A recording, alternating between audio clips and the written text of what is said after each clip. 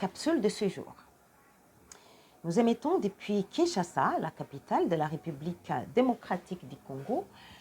Et à la présentation, c'est votre servante Anne Boussanga Kaleba. Ce jour, nous allons nous entretenir sur la prière et l'exaucement. C'est une première partie parce que nous comptons effectuer une petite série d'émissions. Ça peut être 2 à 3 émissions, ça dépendra, dans lesquelles nous allons voir qu'est-ce que c'est que la prière, qu'est-ce qu'elle n'est pas. Nous allons voir quelques types de prières. Nous allons voir ce que Dieu attend de nous et qu'est-ce qu'il nous demande lorsque nous prions. Et nous parlerons bien sûr aussi de l'exaucement. Bien-aimés, la base de la vie chrétienne, c'est la prière. Qu'on se le dise d'entrée de jeu. La base de la vie chrétienne, c'est la prière. Une vie chrétienne sans prière, eh bien, c'est une vie de défaite. On doit se le dire, c'est une vie de défaite. Et la vie chrétienne, c'est quoi? En fait, la vie chrétienne, c'est une relation rétablie entre Dieu et l'homme par le sacrifice sanglant de Jésus-Christ à la croix de Golgotha. Si nous voulons faire une petite définition de la prière, nous pouvons dire que la prière, c'est le dialogue entre Dieu et l'homme. C'est la conversation entre Dieu et l'homme. Voyons ce que la Bible nous dit dans Jacques chapitre 5, verset 16. Nous lisons: la prière fervente du juste a une grande efficacité. Alors, pour que la prière soit efficace, elle doit être effectuée par un juste. Alors, qui est juste selon Dieu? Nous tous, nous savons que l'homme n'est pas parfait. Nous sommes vraiment imparfaits. Mais le juste, c'est celui-là qui a été justifié par Jésus-Christ. Encore une fois, c'est Jésus qui intervient. Le juste, c'est le pécheur sauvé par grâce. Quelqu'un qui peut tomber dans le péché, mais qui n'y demeure pas. Voilà qui est-ce que nous pouvons appeler juste.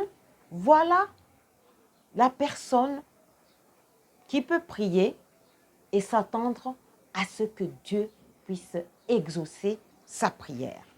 Autrement, bien-aimé, ça ne sera que du bruit aux oreilles de Dieu.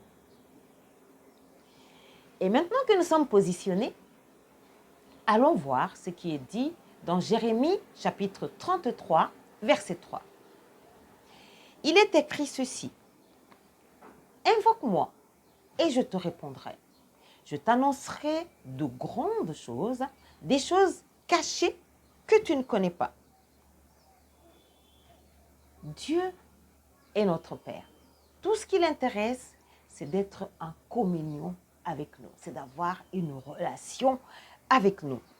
Et nous, en ce qui nous concerne, la prière est une extériorisation d'une attitude intérieure que nous avons vis-à-vis de Dieu. Bien-aimés, une vie chrétienne sans prière, c'est une vie de défaite. Jésus-Christ lui-même, lorsqu'il a marché sur cette terre, c'était un homme de prière. Il a vécu une vie d'intense prière. Il priait sans cesse. À combien plus forte raison, nous avons besoin de prière.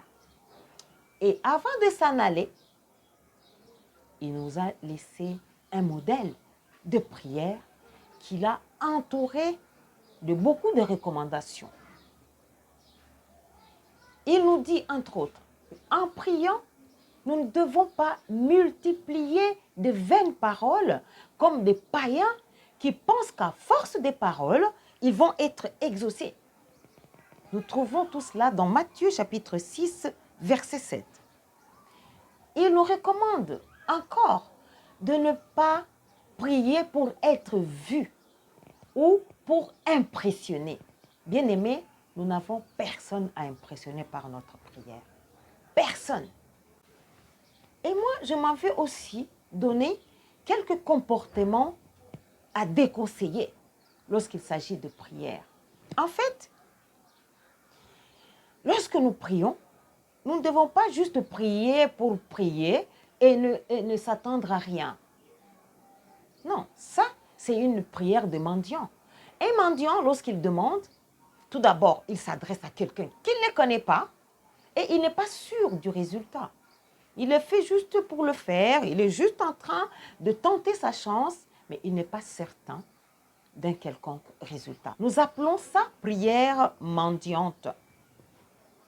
Autre chose que nous aimerions décourager, bien-aimés, c'est de demander des choses qui ne sont pas conformes à la parole de Dieu.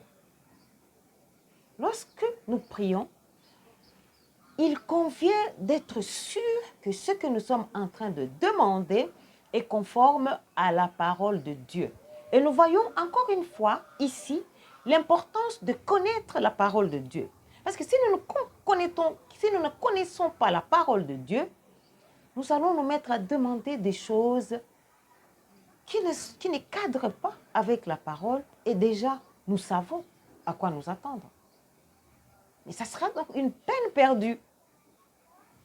Une telle prière ne pourra jamais être exaucée. Il y a encore un piège dans lequel nous pouvons tomber, c'est de formuler quand même la prière en plaçant notre confiance dans une personne, en plaçant notre confiance en nous-mêmes ou dans une chose au lieu de la placer en Dieu. De telles prières ne peuvent nullement plaire à Dieu. Donc, nous plaçons notre confiance en nous-mêmes ou en quelqu'un d'autre ou en une chose et nous venons vers Dieu juste pour lui demander de valider notre démarche. Ah non, bien-aimé, ça ne peut pas marcher comme ça. Un autre piège que nous voulons évoquer ici, c'est de prier sans être responsable de ce que nous prononçons. Et nous appelons cela prière perroquet. Donc nous prions à la perroquet, juste parler, et sans tenir compte de ce que nous disons, sans nous rendre compte de ce que nous disons, prier vraiment dans une distraction complète. Cependant, il existe un piège redoutable qui fait obstacle à la prière, qui fait carrément obstacle, eh bien c'est le péché. Nous ne devons pas vivre une vie de péché et penser que nous pouvons venir vers Dieu, prier et nous attendre à un exaucement. Le péché, bien-aimé, c'est un grand obstacle à la vie de prière, un grand obstacle à la prière. Alors, comment procéder? Lisons ce qui nous est dit dans Hébreux, chapitre 4, verset 16. Nous lisons. Approchons-nous avec assurance du trône de la grâce afin d'obtenir miséricorde et de trouver grâce pour être secourus dans nos besoins. Et quelque part encore dans la Bible, il nous est dit, ne vous inquiétez de rien, mais en toute chose, adressez-vous à Dieu dans la prière avec action de grâce. Bien-aimés, la clé de la prière, c'est la sincérité. Pour pratiquer une prière victorieuse, une prière fervente, il convient de tenir compte de certaines choses.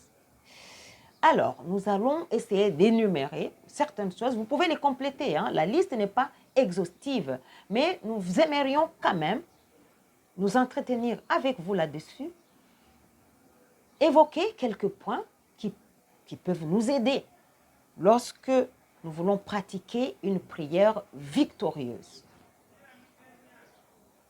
Pour pratiquer une prière victorieuse, bien-aimés, il faut avoir une intention pure, une intention claire. Et notre intention doit être en accord avec la parole de Dieu. Autre chose, nous devons prier avec foi au nom de Jésus-Christ sous la conduite du Saint-Esprit. Et dans la prière, nous nous soumettons à la volonté de Dieu. Accepter en avance que Dieu a la liberté de nous exaucer par les moyens qu'il veut et autant voulu par lui-même. Nous devons connaître ces choses, bien-aimés, avant de nous mettre à vaquer à la prière.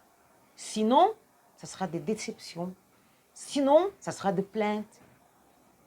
Et pour terminer, je m'en vais vous dire que c'est la prière fervente qui donne les résultats escomptés. Voilà. Nous voulons être exaucés? Eh bien, pratiquons la prière fervente. Voilà, nous sommes arrivés à la fin de notre capsule de ce jour. Il ne nous reste plus qu'à vous dire au revoir et à vous remercier de nous avoir suivis.